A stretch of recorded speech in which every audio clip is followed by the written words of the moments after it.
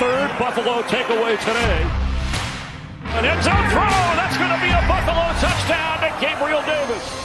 But he's got some blocks. John Brown zooming inside the 5. First and goal, Buffalo. Plenty of time for Josh Allen. Wide open. End zone. Touchdown, Buffalo Bills. This is the Buffalo Nerd with Colt Schroeder.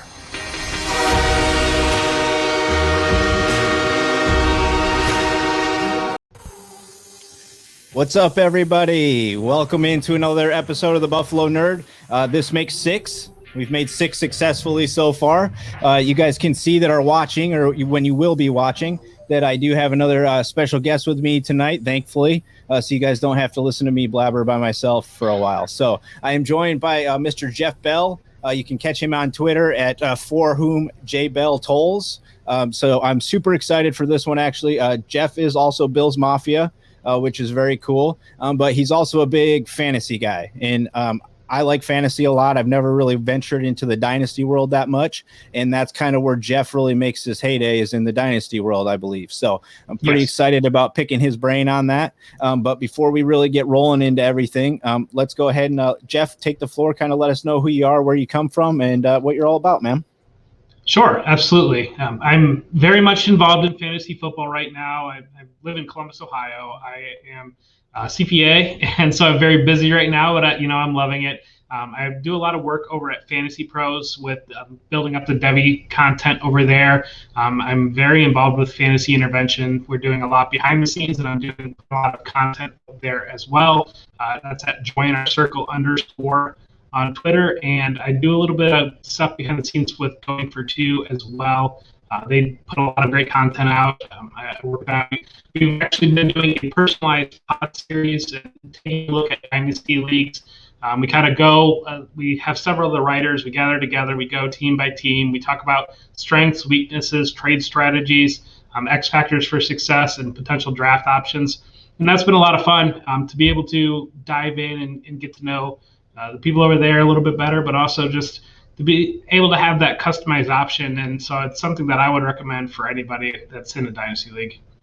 That's awesome. So you obviously are big into numbers, right? So that takes you into probably we will get into this Devi for those of you like myself that are wondering what this is. I'm guessing it's numbers based, and it's got values and things associated with it in some form or fashion. So Jeff's a great numbers guy. I'm a bit of a nerd myself, and of course, like I mentioned, he was Bills Mafia, so it worked out perfect because I always love chatting with Bills Mafia. And Jeff's in Columbus, Ohio, and obviously I'm in Sacramento, California. So it just proves yet again that the Mafia is everywhere, right? And so we look out for each other and we talk to each other whenever we can.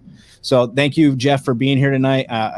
Absolutely, you're busy. It's absolutely your busy season, so I know I'm pressing your time today. So I really appreciate it. We did get some exciting news today that we'll get to chat about, which is kind of cool. But before we get into that, as what we like to do on the Nerd here, the big goal is that we want to chat about some charities and other things that are happening. We've had Vegas on, so we get to find out about different communities and different diseases and things going on. So Jeff chose this week, which is pretty awesome because there's a bunch of little story behind it that we're going to get to chat about. But, he chose to go with I know it's NAMI for short, which is the nice and easy way for me to say it. And that's the way that I'll do it for the most part, but it's the National Alliance on Mental Illness, right? So I think this is like, you guys that are watching can see it scrolling across the bottom of the screen. Just so I don't jack it up, I'm going to stick with NAMI the rest of the way. But this is on everybody's minds right now, right? And I think this has always been something that has been like a stigma surrounded about it. I mean, I'm in my almost to 40 now. Growing up in the younger era, this is not stuff you talked about, right? You didn't tell people if you were having troubles with things, outside of maybe your partner, right? So, Jeff, tell us why you chose this to be your spotlight charity. I'm about the same age as you, probably. I'm 37, and growing up, it's something that I've always struggled with. It's something that I struggled with a lot when I was a teenager, and it's something that I struggled with transitioning out of college. One of those things where, some of my friends are still at schools and living the college life, and I'm going to the real world and that was a hard change for me. And then it was something I felt creeping back in when we were going through this pandemic, and we're so isolated from each other, we're so out of our normal routines. And I think you're exactly right. There's a big stigma around this, and being able to talk about it, being able to get it out, I think is really important, and really giving people a platform and allowing them to feel comfortable. Obviously, this is a little bit more public than anything that I've ever talked about before. So I thought it was a great opportunity to be able to bring this topic to light, and just let people know, people are out there struggling, and people are ready and willing to help.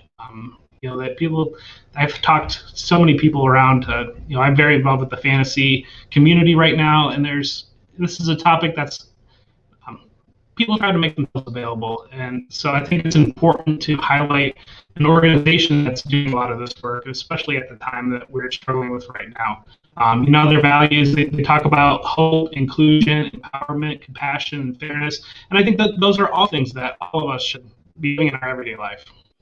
Right. Absolutely. And it's, I felt the same way. And I, recently I've really kind of, changed my tune on a lot of that. And, that was well before even the pandemic hit. I had already kind of started a transition where I felt like it was necessary to release some of that stuff, because I feel like if you don't do that, I mean, between your job, if you've got kids, wife, everything else that's going on, bills, everything, like that's already enough.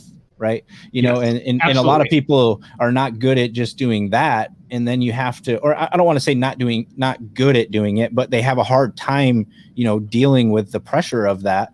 And then you stack, hey, now you got to be home with everybody 24/7, like you're packed in your house now, like you're in a jail cell. And yes, they're your family and you love them, but you also like a break away from them a little bit here and there, right? Like going to work is a stress reliever sometimes in an aspect before you take on stress, right? So I was excited you chose this. I think it's something that's being talked about right now, which is great. It is trending to be relevant, which is cool because people are able, you see, it's not always great, some of the stuff that people say, like some people take it too far, but you do like scrolling through Twitter and stuff. You see a lot of people that open up about being sober for so long. I've been sober this long, right? Like that's incredible stuff, right? Like I don't know that a lot of people can understand how hard it is to truly undo something like that, mentally in yourself to stop drinking or stop doing whatever it is. So, and NAMI, they're not just, there's support, they got resources, there's information, there's groups, there's trillion different things, right? I mean, well, and I think too, you mentioned substance abuse, and fortunately, that's not something that I've dealt with, that I've struggled with. But I do think it's one of those things that, substance abuse is something that once you get out on the table, there's so many people that are supportive and able to help you, and something that is obvious to people that they can see around you. Whereas dealing with mental health, unless you really get to know somebody, unless you knew them before, that you can see a person walking down the street or somebody, one of your really close friends, and you don't even realize they're struggling. And that's something that I had problems with in the past, even going to that level of opening up, talking to my close friends. It was something that, we're part of it. I feel like is we're guys, and the age that we are, the way we grew up. It's always been difficult to just confide in somebody like that, and just the hope that you throw some of these organizations out here, we make it a topic that we're comfortable about talking about, and it's something that we can progress forward and help people that need help. Yeah, I mean, we grew up very much in the era of man is man, right? You don't. Yeah. You just take care of people. You don't do. There's no. You don't talk about feelings. What's a feeling? Yes. Like you don't do that. Like, so yeah. I get, and you grew up in the Western New York area as well? I actually grew up in Ohio. I grew up in Columbus. I grew up in Northwest Ohio. So I grew up in a small town in Northwest Ohio. So I've lived in Ohio my entire life. But it's very much the same mentality as a Buffalo, as right.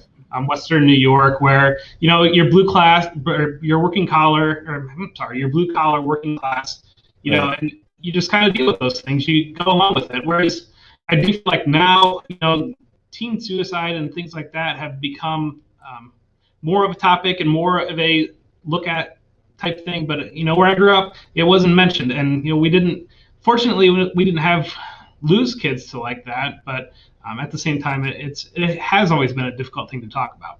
Right. Absolutely. And the other cool thing about why you chose this is another good friend of yours that's also part of the fantasy intervention community, I believe, right? Doug is. Yeah, Doug is very involved in the fantasy community. He's very well known, and he's been a big advocate for mental health. And I'll let you go. Well, yeah, no, absolutely. I mean, it's so you can see, if you guys are watching, you can see scrolling across the bottom there. So Doug actually started up you can follow it at Moose Leagues for mental health, right? And so you can go ahead and you can sign up for a dynasty league, or you can sign up for a redraft leagues. I believe there's going to be some of those in there as well. So you can take the fun and your love of fantasy football, and Doug is going to use that money to help donate some of that money to NAMI, right? So it's a win-win, I feel like, for everybody, right? So it's super cool. If you've never done dynasty before, you get to jump in. You can do dynasty in there. If you're a redraft guy, you can do redraft. All those normal fees and stuff that you're going to pay to do all the leagues that you're going to be in, you could come jump in one of these leagues, one of those leagues that you are just like, yeah, I'll join because people ask you. Well, make this that league, because now some of that money is going to go help out a lot of people, right? Instead of it just going into like a Yahoo or whatever, there's still going to be like, I think prizes and things of that nature, right? For winning or whatever, right? So you're still going to win, but some of your money is also going to get donated to an awesome cause. Well, and the biggest thing too is you're bringing together people that are aware of this cause, that care about this cause, and you're creating those relationships. We've all played fantasy football, and I've got a long running league that goes back 20 years, and it's the biggest way that I stay in touch with some of my friends. Whereas in this community, and you're getting involved in fantasy, you're able to reach out and meet new people that have a shared concern and a shared something that you can create a support network. And if you play fantasy together, you talk to each other. You talk about trades, or you might talk about drafts, or you might talk about whatever else it might be. And maybe you open up some doors that you find some good friends that you're able to confide in if you really need that. Yeah, it's I actually I don't do, but I think one league with people that I'm actually around. All the other leagues I'm in, I just joined random leagues and started just playing with random people, right? And just started randomly talking to people, and it introduced me to some other people that I've never met, and now I chat with them, and we talk football, and we do different things. I mean, I basically I met one of you in the community, and immediately I found out there was 20 other people in the community, because it was boom, everybody comes together, right? So it was super cool, right? You get exposed to so many more people, so many more ideas, and so many different ways to think about the game, look at the game, your draft, your things like that. We're going to get into some of that, and stuff like that. But I've learned more probably in the past, 6 months of just hanging out, being around some of the groups and stuff about fantasy football that I didn't know before. I never even really kind of thought of, looking at it from that view, which is super cool. So really awesome. You guys can see it that are watching. It's scrolling at the bottom there. You can also find the website scrolling at the bottom, how you can go support them. And if you need the resources, they're there. You can go to that same website, and you can find all the links to all the resources and information and all that kind of stuff too. For those listening, all that stuff will be in the show notes and everything when we're all done, with links and everything to get everywhere to go. Support NAMI, where you can find the Moose Leagues on Twitter. If you're watching, you can see it. You should have already been there looking at it and clicked on it and following and playing along. If you haven't, you should go do that now. All right, go do it now. Yeah, okay. All right. So now let's move into some football. We've kind of transitioned into some fantasy a little bit. I kind of want to start there with you. We mentioned this in the beginning, and I said when you and I were chatting a hair before this, I was like, I need you to tell me what Debbie is, because I have no friggin' idea, right? So you are very good at this. I read all about you, and I read your stuff, and you're in a couple different spots doing this, and you're well known for this. So I feel like you're the right guy to ask. Sure. So Debbie, simplest put, it's a layer on top of your dynasty league. So dynasty is obviously a layer on top of a redraft league. So you're getting into dynasty, and maybe you want to take it the next step.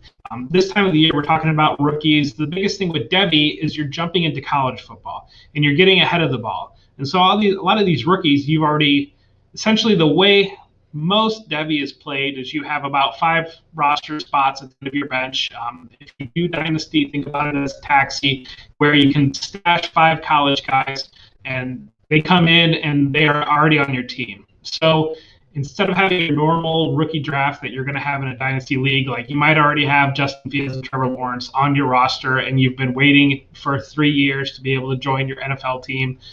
And there's layers on top of that too, because there's something called Campus to Canton, where you're playing 2 different leagues at the same time. You're playing college football fantasy, and then you're playing NFL fantasy, and you're owning 2 teams, but the college players are graduating to your NFL squad. So, I mean, we're talking layers upon layers of well past, if you've only done redraft, I wouldn't recommend going straight to Devy, but at the same time, maybe if you do like college, it might be something to consider. But I've been playing fantasy for 20 plus years, and it got to the kind of thing where, I loved the redraft leagues, and it was great to stay in touch with my friends, but I wanted a little bit more. And I got into Dynasty, and I really enjoyed it, and I found out about Devy, and I wanted a little bit more. I've always been a college football fan. And so being able to take that college football fandom, I mentioned I'm in Columbus, Ohio. I am a huge Buckeyes fan. So I watch college football for 15 hours every Saturday. So being able to apply that to fantasy, I think it's just fantastic. The biggest thing with Devy that I see moving forward is the big change. If you're a college fan, or even if you follow a little bit, player compensation is a big issue right now. And I think as that starts to become solved, people will be more comfortable with more of the business aspects and more of the fantasy football aspects. So I just think there's a huge opportunity for growth for fantasy football in college football. And so Devy is an entry level into that, and it's something that I thoroughly enjoy. So I'm guessing, because I obviously haven't done this, but I would guess that means you can't really mess up, right? Like these guys that you're picking at that college level, you have to be successful with them, right? I mean, like, because that's your main building block. So this is like a true like NFL organization kind of type of scenario then. Yeah. I mean, well, and that's what dynasty football is. It's like an NFL. You're running an NFL team, and scouting those young players are very important. And so it's taking a level on top of it. And it's, you might have a pick that hits, you might not. But it's the same thing with. We can even apply that to redraft. The biggest thing is you're going to live with things as it goes on. Right. But anybody playing fantasy football, you're not going to bat 1,000. And it's one of those things that as long as you're winning more than you're losing, you're probably going to come out pretty well in the long run. I know it can be a very daunting thing to think about and be involved with and worry about those things long term, but your league mates are worrying about the same things too. So. Right. Yeah. Everybody's just as strung out, right? Making their moves. Yeah. So do you do any redraft anymore at all then? I do redraft. I've got, I love to do an auction league. I can't say no to a good auction league. Snake redraft I haven't done. It's been a little while since I've done those. I've been in some keeper leagues that did snake leagues, but you were able to trade draft picks and things rolled over and things like that. So for a long time, I've always just wanted layers on top of layers when it comes to fantasy football. In terms of just doing your standard normal redraft league, that is a normal snake and no keeper and nothing like that. It's been a while, but I've been playing fantasy for 20 years, so I certainly understand that game. Right. So I kind of wanted to ask you some questions about I guess we won't really get into the redraft that much since you don't really mess with it. Man, we can talk about it. Well, I like to hear everybody's like strategy that they try to roll into it with, right? I mean, we're all reading the same things, or maybe not all the same things, right? But we're definitely searching all for the same information, right? I feel like every person that's coming into a draft is searching for the same information, but everybody kind of tends to go a different route with it, right? So just say you're in a standard 12 team, just normal scenario, regular redraft. Like, what's your strategy you're going to walk in the room with? So the biggest thing I like to do, I like to get a running back early. These guys, Christian McCaffrey, Saquon Barkley, guys like that. I usually like to use my first round pick on a running back and lay that in there. I usually like to follow that up with, I'm the type of guy that I'll grab a tight end a little bit earlier. If you can grab Travis Kelce in the second round, I love doing that, or I'll target wide receivers. So essentially what I'll do to build my team is I'll have one stud running back as my goal, multiple stud wide receivers, and then kind of the second running back spot and the quarterback spot. I tend to wait on those things because those are positions that we've seen recently. Quarterbacks, so like in my league last year, my redraft league, like I had Tannehill, and I got him for free like at the end of the draft because he wasn't one of the top guys. But he still was able to deliver a top type season. We saw with people were lower on, we don't want to talk about him, but Tom Brady, people were lower about Aaron Rodgers, and they turned out great seasons. So my biggest approach to redraft is to wait on that quarterback. And then I also like to wait on that second running back spot, just because, especially if you're playing in a PPR league, these wide receivers that you're going to have on your top couple wide receivers, you're going to want to lay that volume in there and make sure you've got some studs there. Typically, the flex spots, wide receiver is a very deep position. I like to have the top guys because I know they're going to be getting the ball. Usually my flex spots are wide receivers because you're able to go a little bit deeper and get guys that can still play. And then I leave my bench. I basically just use my bench for running backs. I just load up on running backs that I think are either starters this year or second in that depth chart where the guy in front of them gets hurt and the value changes dramatically. Luckily, last year in my league, I was able to get James Robinson early, like using that strategy, just having those 6, 7, whatever it might be, bench spots, and I just put running backs all through there because I like to have a good tight end and quarterback. I am fine with streaming quarterback. It's one of those things you land on a guy like Aaron Rodgers and you just go with him, but at the same time, if you don't, if you're typically in a 12-team league and there's no super flex option, you're going to be able to find a decent starting quarterback on the waiver week to week. But it induces a little bit of heartburn. But if you hit right, that's a position too, just like the second running back that you're able to wait on. And I would recommend that strategy to anybody that's going to play. Yeah. Well, I mean, especially I always try to load up on running backs too, just because they take the beating, right? I mean, they're getting hit the most, right? They got huge dudes falling on them like all the time, right? And then it's like one dude falls on them wrong and they're out 6 weeks, right? So it's like it's tough. So that's interesting. What would you say is like when you're talking about waiting on your quarterback, what's the earliest you would say you would be drafting a quarterback? I mean, I wait. It's probably like 9th round type thing, like 10th round type thing. I'm one of the latest ones.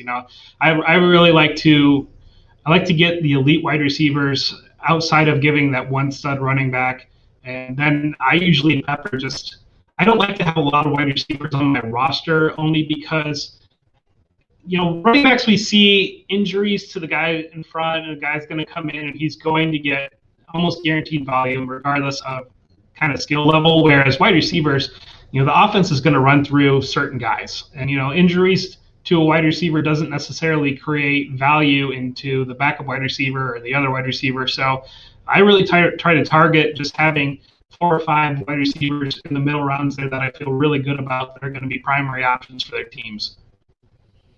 I like that. I tried this thing for a few years where I took a quarterback at 10 and 11. Okay. I took 2 really good quarterbacks at 10 and 11, and I tried that for a while, but then I always just found myself pissed off when I was trying to have to choose between which guy I should play, right? So I ended up winning like a little while with that, but it was like I eventually it was like I felt like I was always picking the wrong guy, and I was struggling in every other position, right? It was like, okay, that spot right there, I should have grabbed more depth, or the way that I feel like it's transitioned is that would almost be a better strategy with like a tight end now, right? Like you try to grab like this guys that are supposed to be like 4 and 5 because it seems to just be everybody else's trash, right? Like it's tight end has been so tough, right? I at least I hope I'm not the only person that feels that way, because I feel like the tight end is like falling off the roof, right? Like it's like it almost doesn't exist anymore. That's why I grabbed a tight end early. I've been big on Darren Waller the last couple of years. Yeah, I grabbed him in my. I did the Scott Fish Bowl last year, and that was kind of more of a redraft format. And I got Darren Waller in like the 4th, 5th round, and that's a tight end premium league, and he just killed it. I actually won the satellite in the Scott Fish Bowl, and so that was great. But Darren Waller was one of my key pieces. So I'm willing to, especially if you get to that 2nd round, if you got a good running back and a guy like Kelsey or even a George Kittle, or you might even go with Waller now that he put that great year together last year. But I like to I don't know. It's one of those things where and it's funny because you see it during redraft season, you see into August, like people will be like, oh, there's so many potential options at tight end. It's a deep position. And I don't buy any of that. I grab my guy early and I just lock it in and I don't even think about it week to week. No, I know. I feel like once you said like the top 3 and I was like, and then we're done. Right. Then after that, it's like, it could be just toss in the air any week. Really. I mean, there's nobody else that really has any consistency besides the top 3. Yeah, so it's a crazy position. I almost feel like they should just get rid of it.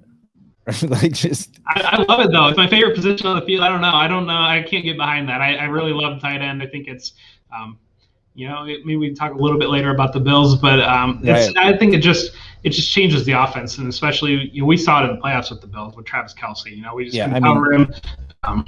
Yeah, and the Bills have said, that's the move that they're trying to make, right? Like they understand that you need to be able to stretch the middle with your tight end, right? There's got to be a way you can do that, right? You have to.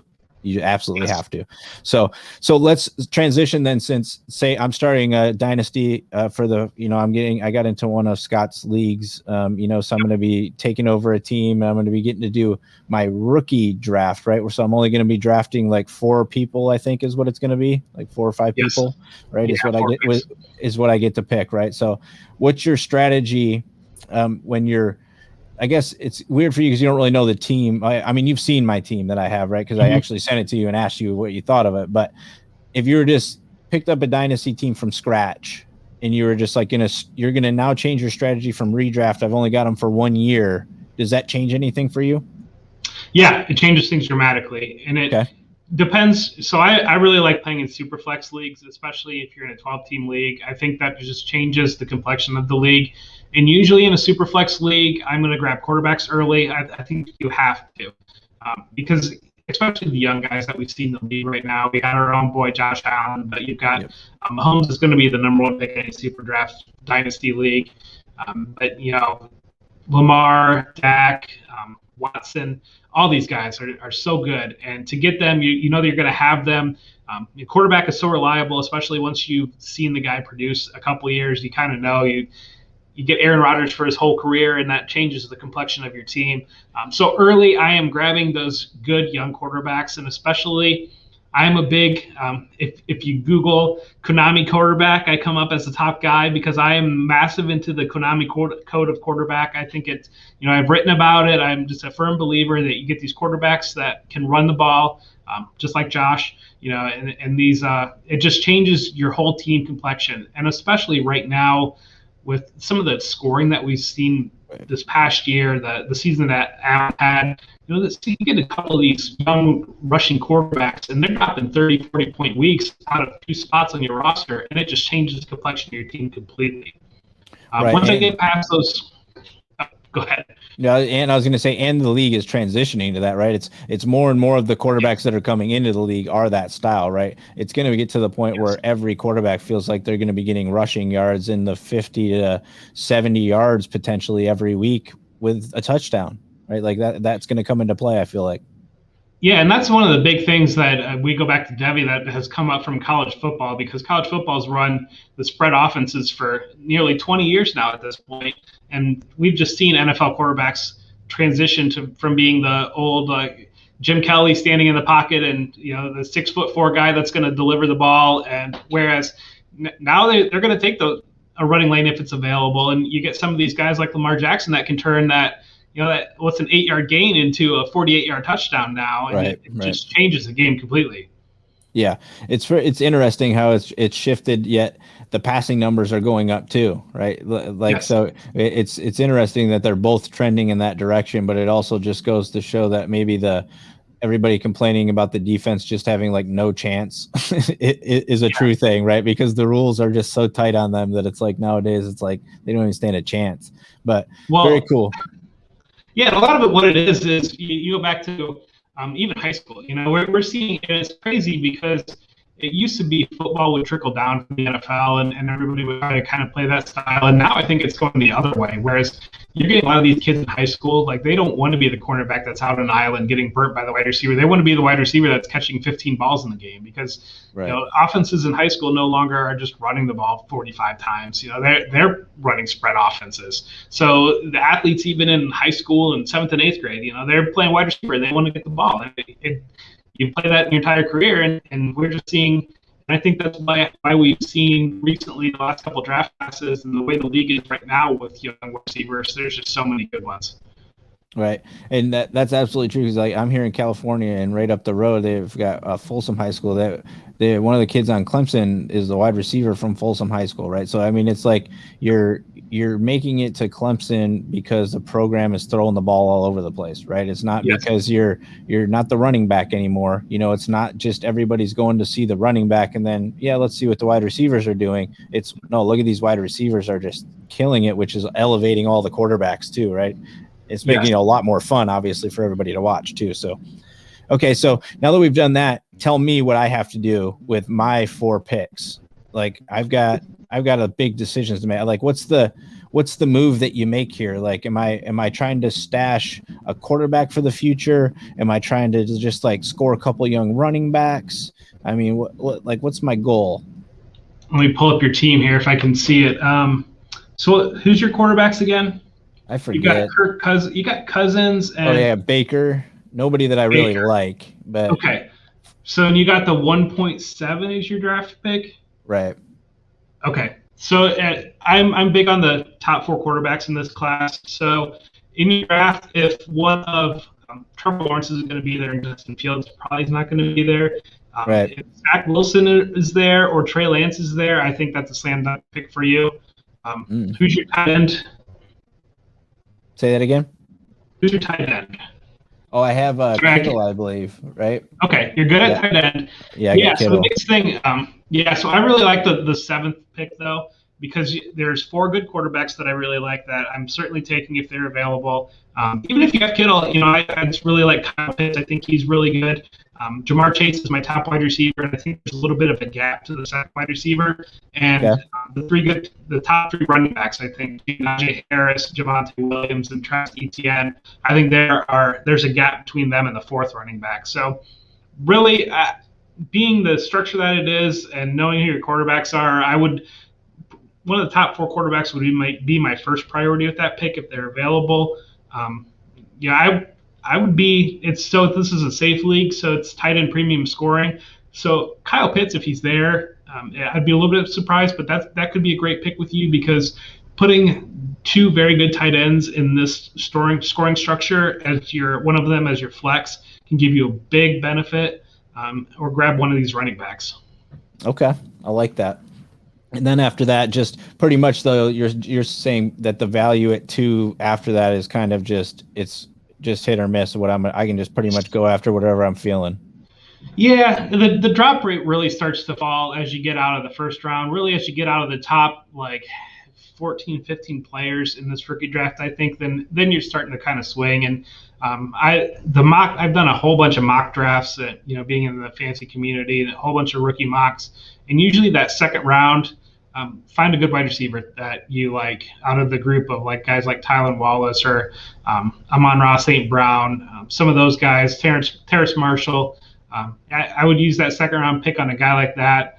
Usually when I'm playing Dynasty, I like to make sure that I have a very good young wide receiver base. That's my second goal after I've gotten my quarterbacks taken care of, is to make sure I have good young wide receivers. And you want to have a lot of depth in that wide receiver core because, like we talked about, running backs could be a little bit roster dependent, injury dependent.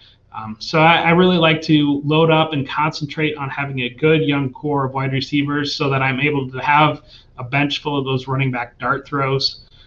And then once you get to the 3rd or 4th round, as you read things, you see maybe there's a guy that stands out, but really those are just kind of swings.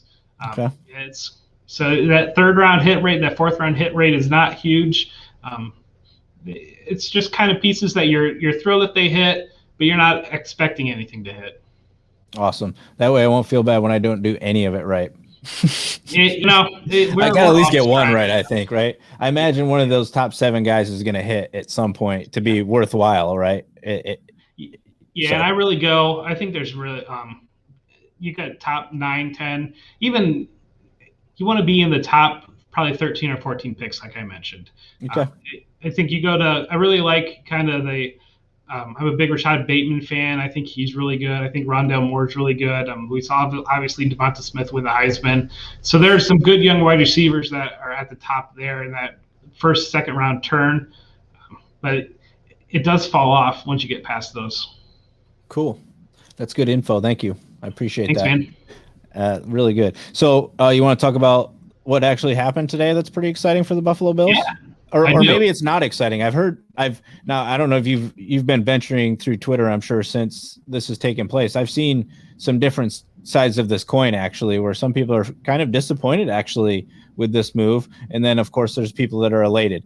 I'm kind of in the middle on it. I feel like it was something that I don't know that Milano is necessarily the guy that I want, but what Milano means as far as how good of a free agent he's supposed to be, those guys typically leave Buffalo. They don't come to Buffalo, right? Or stay in Buffalo, right? And him staying in Buffalo is more important to me than how good or maybe he doesn't turn out being, right? Like, and I felt like it was a good deal overall. Money-wise, great deal. What do you think? I think it was a really good deal. We see the stories around him. Kind of, he said, he didn't want to test free agency. He wanted to stay with the Bills. I think you look at the defensive structure that the Bills run. It's really important to have. We see Edmonds and we see Milano, and they stay on the field in almost every single package on every single down. So it's really big to keep that spot there. Obviously, I would love to see him be healthier, be on the field more, be available. That's certainly something that I worry about. But we just talked about, the defenses struggle to keep up with offenses, and he's the type of guy that he can cover. He can get by covering running backs, he can get by covering tight ends, and maybe in a pinch he can play a zone where a wide receiver might go in. And so I think that he's a really good key piece there. I think we saw against Kansas City, we need to continue to build up some of the defensive pieces. So it's nice to lay that linebacker in there, know he's going to be next to Edmonds, and know that they're going to be able to grow together, be able to be 1A, 1B in the middle of the defense, and as some of the defensive structure changes around them. Yeah, that's it. You just hit on the other key piece for me too. I think that the reasoning behind it too for the team is the continuity. We're seeing how well the continuity works, right? When you actually can do that process, continuity can take you so far, right? Like it really can. And I think people underestimate that because this is a 11v11 sport, right? It's kind of tough to imagine that would really make a difference with that many variables, 11v11. But when you can keep, I feel like we've seen it with Josh, and unfortunately we lost Smoke too, recently here, which he was part of what the big change to me. I mean, him and Cole, the way that they ran themselves and worked this team, they were the big pieces to the puzzle, right? So I don't know. Do you agree that that's kind of the continuity to you? Is it huge? I mean, you always talk about it on the offensive line, right? Like how important that is. But if you remember the Bills when they went to 4 AFC championships, it was Cornelius, it was Darryl Talley, you had Shane Conley. That was a team that they rolled together for multiple years, right? And that's how they were successful. Yeah, and the biggest thing, so, we've been fans for a long time, and we saw when McDermott came in and they basically stripped the roster down, and there was very few actual NFL players on the roster, but there was huge buy-in with everybody and I think it's been important.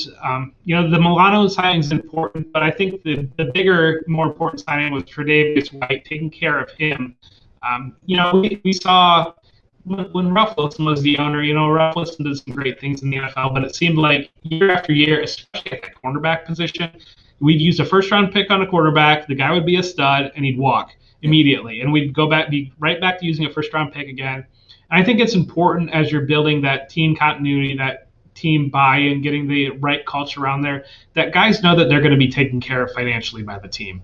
So that they look at, you got your main core, and you guys are going to buy in and they're going to try harder when they know that, this is somewhere that I can be long-term. This is not a cheap organization that's going to just allow me to walk to free agency and I'm just running the clock out. And this is something that I care about and care to be here. I think that Bean and McDermott have just done an amazing job of nailing these, especially some of the middle round draft picks, of getting guys that are culture fits but can also play. These guys can play. Milano can play. Tre'Davious White's one of the best cornerbacks in the league. Right. Edmonds, I think he needs to make some steps, but it's there. And so taking care of those guys, and obviously we got a big one coming up that we're going to have to take care of. But that's the biggest thing. We saw this year with Diggs coming in. He was kind of cast as a malcontent in Minnesota, and we didn't see any of that. He was thrilled to be there, and we saw with the J.J. Watt stuff, he's out there leading the charge, trying to get J.J. Watt to Buffalo. So that's the biggest thing, that taking care of your guys, knowing that they can be taken care of, and keeping that core together. Well, and I think it helps now too that we probably can say pretty safely that I feel like that we have a successful quarterback for the next 10 years, Yes. right? That makes it very easy for me to want to go play with a team, right? Because right now you're Yep. seeing in the league there's a separation in the quarterback room, right? And the Yes. teams that don't have a successful quarterback right now are at the bottom, and we just aren't there anymore, right? We spent 20 years there, right? We finally hit the mark, and I think that's the big change. I feel like these signings to me and all the shifts with the contracts, restructuring, guys taking pay cuts to stick around, you're seeing what the Patriots did for 17 years when they were successful. They got guys to take pay cuts, and then they got every free agent that wanted to come there. And those guys also came in cheap because they wanted to win a Super Bowl, plain and simple, right? And I feel like we're transitioning to that.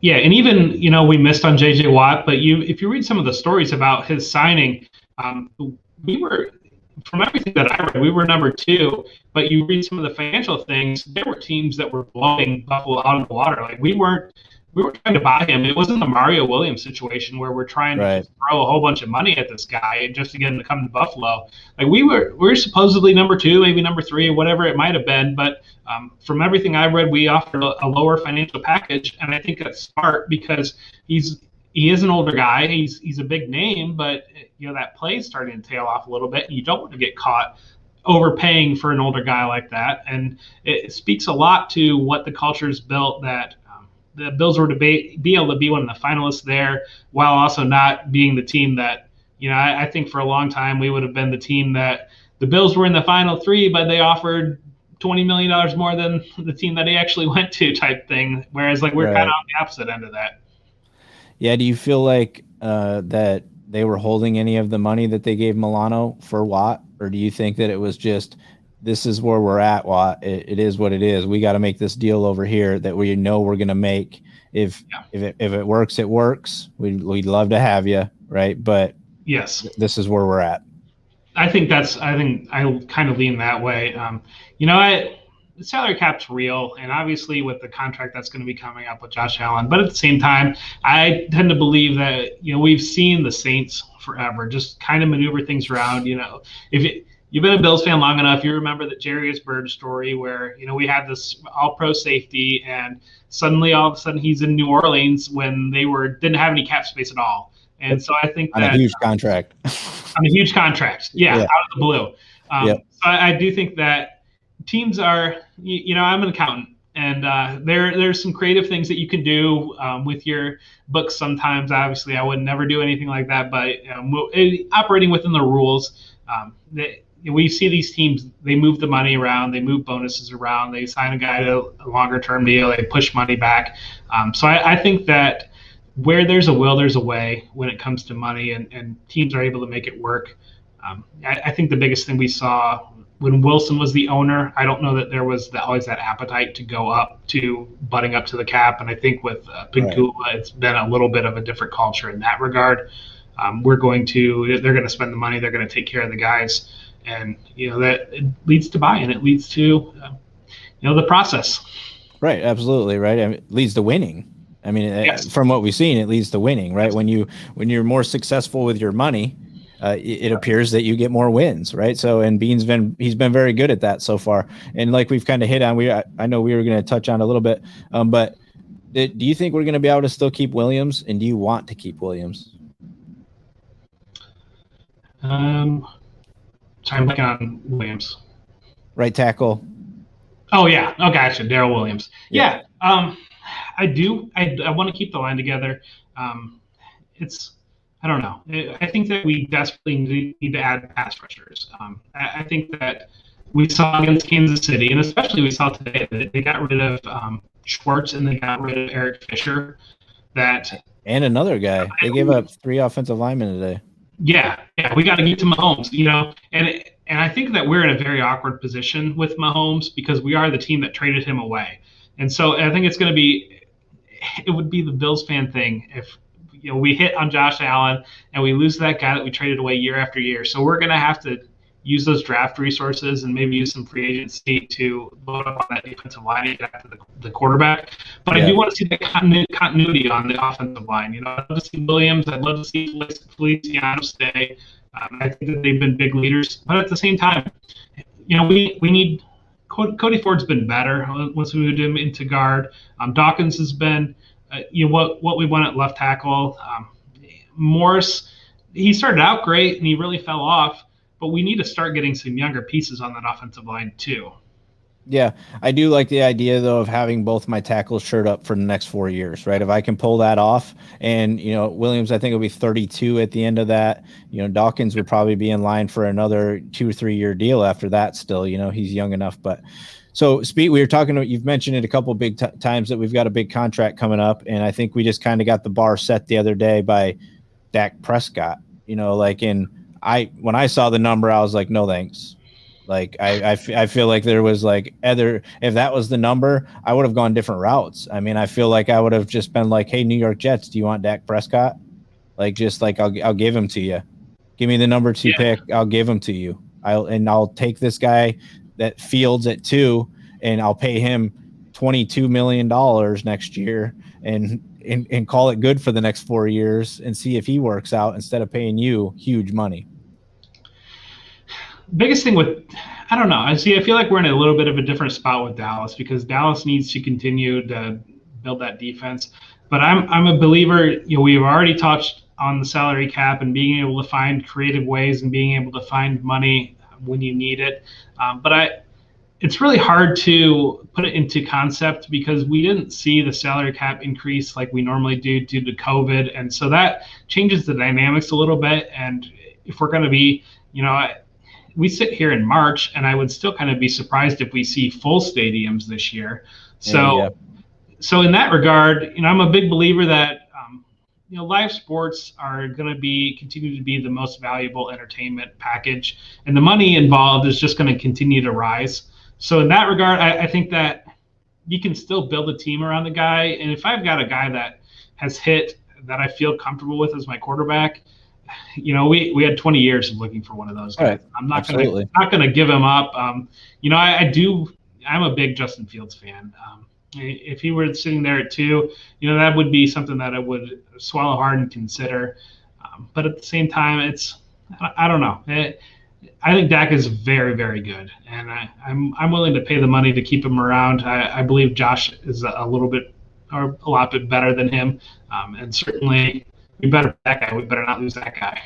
Right. Well, I mean, I agree, and I get what you're saying because I felt when Mahomes signed that 10-year deal, I'm like, that's dumb, right? Like in 5 years, your value might be middle of the pack, right? But with the way the salary cap can go up, That's why I feel like Dak's contract at 4 years. I hope we do something similar to that. I want a 4 to 5 year deal with Josh, and I want to give him an opportunity to earn another contract when the money comes up again. But I feel like. Now we're looking at least 180 for Josh, right? I mean, 4 years, 180 minimum now, right? If Dak's going to get that money. Yeah, it'll come in. We see it, especially with quarterbacks. Every single quarterback that gets signed, the guy becomes the highest paid quarterback. I know, right? It's so annoying. It's every single one. Yeah. If Allen can continue to grow, if he is truly what he showed this past year, and I have every reason to believe that he is, we see him as a physical specimen. We see the improvement that he's put in. I don't hesitate to give him that money. I think it's just the nature of the game, and especially, I lived through Losman. I lived through the Drew Bledsoe. I lived through Trent Edwards. I lived through E.J. Manuel.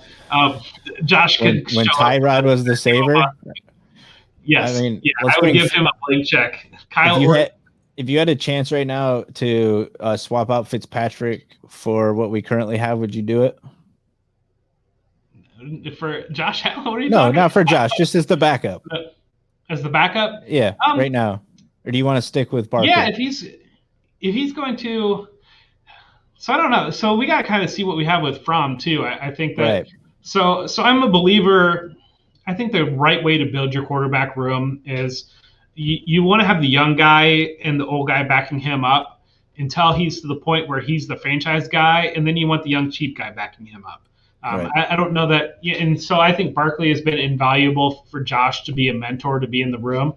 But you're going to get to that point, and we might already be there where Josh is the guy, unquestionable, and he doesn't need a coach quarterback in the room, and you can put a young, cheap guy behind him. And, maybe, God forbid, Josh goes down for a handful of games and Fromm comes in and he's passable, then we might have an asset behind there that you can flip and turn into something else. Whereas we know what we got with Barkley.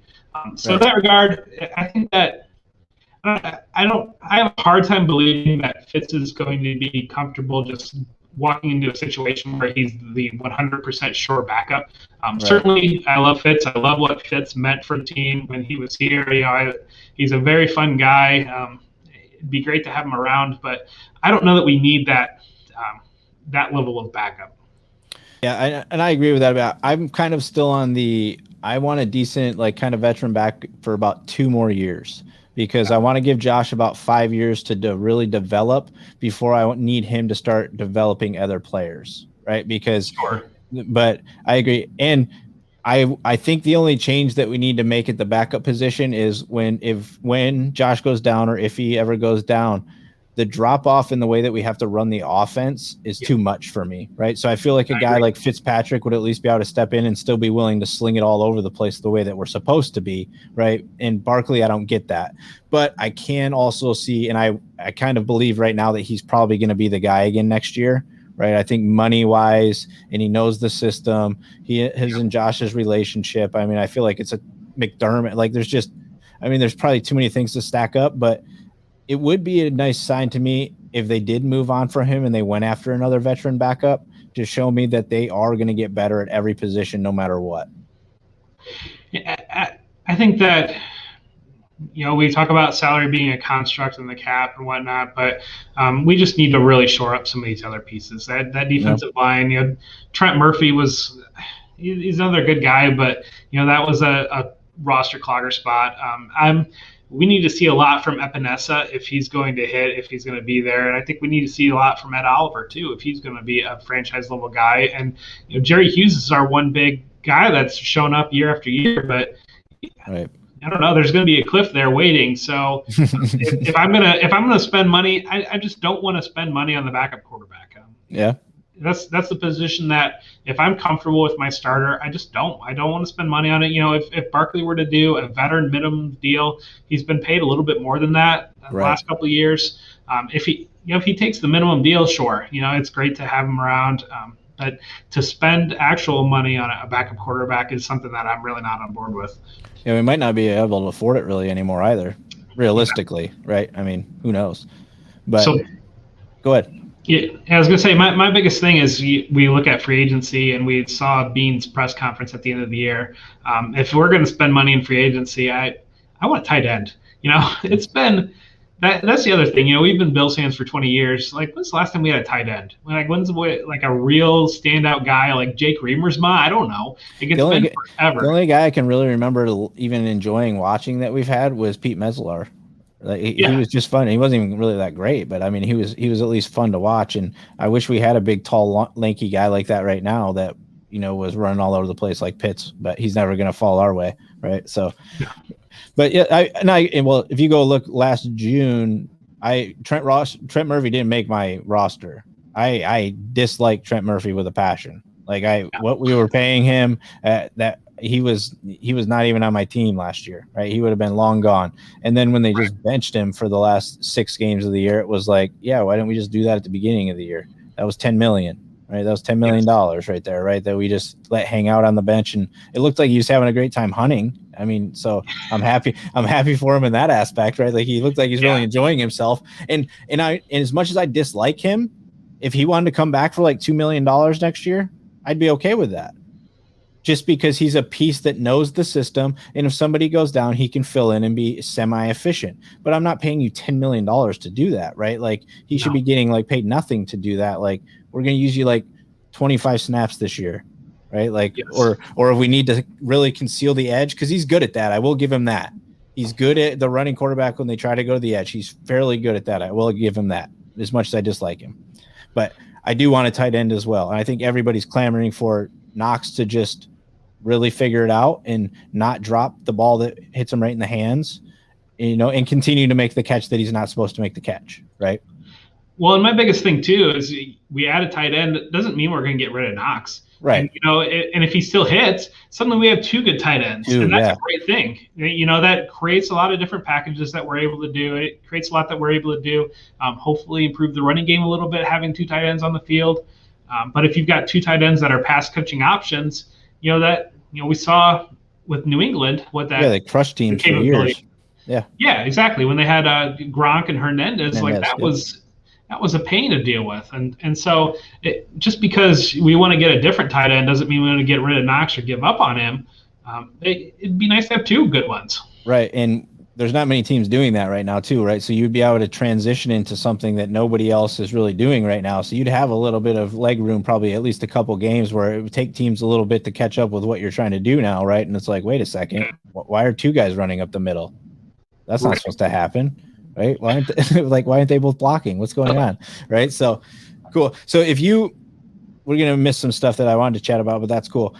Who are you, or what position group are you going with at 30 in the draft? It's weird. I'm not used to that pick. It's right. forever. We got an early pick or whatever. So it's kind of a weird spot, because it'd be nice to see somebody fall and just go best player available and use the value there. But at the same time, it'd be nice to you just lock up a guard like Wyatt Davis, or I don't know. It's hard to know who's really going to be there. I'd love to see a guy like J.C. Horn fall, or like maybe get a little bit aggressive and go get him and lock down that other cornerback spot opposite Trey White. I think a big corner in our scheme would be fantastic. That'd be a nice fit, or just edge rushers. Just continue to swing on those and hopefully hit on some of those and be able to heat up Patrick Mahomes a little bit would be my biggest targets. Obviously, being a big-time fantasy guy, I'd love to be one of those running backs. If Najee Harris were still there, or even a guy like ETN or Javonte Williams, just to give us that extra element. I don't know. I think we're in a very good spot in terms that we can just take best player available, and we don't have a glaring need other than maybe building up some of that defensive line or some of the offensive line depth. But at the same time, any spot would help the roster. Yeah, I have a feeling we're going to move back. I think Bean's going to take it, right? I think he's going to take it, pick up an extra second, and just move back a little bit and take a 2 in the second. I feel like that might be something he tries to do, but if we're there and there's a great offensive lineman available or defensive lineman, I'm all for it. I do want to see some speed at the running back position in this draft at some point or another. Like, I'm not sold on the running back room right now. No. I like Moss, and I think that Moss is going to be very productive for us. But I as I'm going back and watching games, I see holes, and I just don't see guys getting to the hole, right? I feel like the speed level is just not there right now. So I'd like to see some of that, but I am 100% on board with you too, where I just feel like it's nice to be in the position where we can literally just be like, we'll just see who is here, right? Like, We'll see what happens. We got some spots we could fill, right? So, let's just see who's there, right? We'll see what happens. Well, mentioning a trade's a really good idea, because we see it, being at the end of the first round there, you see guys that are on the board that teams get excited because they don't want to wait overnight to make that pick. And right. I think that you see some of the most value is reaped in teams that get antsy, don't want to wait 24 hours or whatever it is to make that pick, and then they just get a little bit aggressive and go up and get that spot. And I'd love to do that. I'd love to move down and recoup some value, continue to get a couple more swings. Yeah, and we've seen that these guys do pretty well in 2 and 3 too, right? So, going back into the second round and third round isn't necessarily detrimental for us. We've seen it work so far. So very cool. We're coming up on almost an hour here, Jeff. I appreciate all your time. I know you're super busy. I want to give you an opportunity here before we close out to just kind of let everybody know what you got going on. You'll be able to get in the show notes where Jeff's at. You see it scrolling across the screen, but anything you got going on that you want everybody to know about, I know you guys got Join Our Circle, Fantasy Intervention. You could probably talk about that stuff for another hour about all the stuff you got going on, but why don't you let people know what you're up to? So right now, the biggest thing is focusing on building Devy content at Fantasy Pros. They're getting into the Devy game. So I lead the team over there, and we're just trying to build as much as we can. Right now, it's a hard time of the year for the people that I work with, both for me working so much in my personal life, and also everybody's kind of transitioning off there, just finishing the football season, and kind of it's a little bit of a downtime that's going to ramp up as we get through free agency and through the draft. So right now it's a lot of putting things behind the scenes, if more so to say, and getting ready for there's going to be some big things coming. I'm not quite ready to talk about yet, but I am trying to crank out some articles and doing some Debbie content and some player profiles, and just writing some fun articles here and there for fantasy intervention. That's my content there has been a little bit more NFL focused. I just love football. I can talk about any level all day long. So that's awesome. And obviously, I'm going to have links to everything for you guys to get to all the stuff, the fantasy intervention. I've got quite a few more of the folks from the fantasy intervention team and the Join Our Circle team actually coming up in the next couple months. Super sharp people. Definitely know way more about fantasy than I do, and probably most of you listening, I hope, so hopefully part of the goal of the show is to learn something as we're going through this too, instead of, besides the charities that we get to chat about, learning new things and catching up on new things and finding out how other people are enjoying football, the way that we love it. So Jeff, I can't say enough, about how much I appreciate you coming on. I know you're a super busy guy. Make sure you guys go check out, the National Alliance on Mental Illness.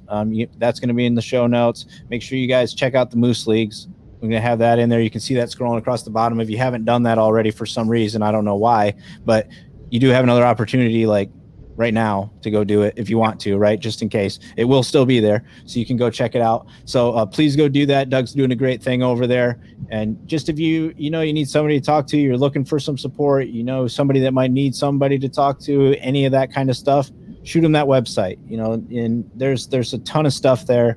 Maybe just, also just offer to chat, right? Because a lot of times I think nowadays I find that when people are having a hard time, it's surprising how you just say, hey, how you doing? People will kind of just start opening up to you, right? So I think everybody's looking for that, just kind of way to communicate what's going on with them. So if somebody needs some help, needs somebody to talk to, shoot them over there. Come and follow along on Twitter. There's a lot of fun stuff. People interacting, doing good things over there too. So if you guys want to support the show, first off, thanks for being here. Everybody, you're hearing this, you're watching this. I appreciate it. I'm doing it because I enjoy chatting with these great folks, and hopefully you guys get value too. So if you want to support the show, you can head to buffalonerd.com, check it out there. Of course, like it, subscribe it, do all that stuff, YouTube, hit the bells, Facebook, all that good stuff. So Jeff, thank you again, sir. Let's get out of here so you can continue to probably crunch numbers. Thank you so much. I really appreciate it. I really enjoyed this talk, and just very thankful that you reached out to have me on, and I really appreciate it. Absolutely. Thank you, Jeff. I appreciate you too, man. Thanks for joining us for this episode of The Buffalo Nerd with Colt Schroeder. Before you go, make sure you hit that like button and subscribe so you don't miss any future episodes. Find Colt on all social channels at The Buffalo Nerd and at The